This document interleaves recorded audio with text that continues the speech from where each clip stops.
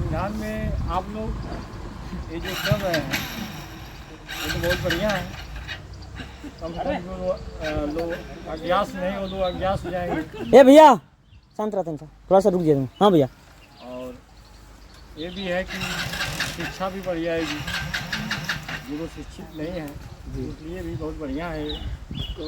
अच्छा अब ये क्वेश्चन है दहेज को, पर दहेज के लेके क्या विचार आपका? दहेज के लिए तो विरोधी है। विरोधी है ना? तो दहेज को मतलब हटाना चाहिए ना? एकदम हटाना चाहिए। तो आपकी तरफ से कोशिश रहेगी दहेज को दूर भगाने की? एकदम क्या कर जाए? कोशिश है कि दहेज न हो। अगर आप अपने लड़के की शादी करेंगे तो क्या करेंगे? दहेज नहीं देना है। और लड़की का जब करेंगे तो नहीं देंगे।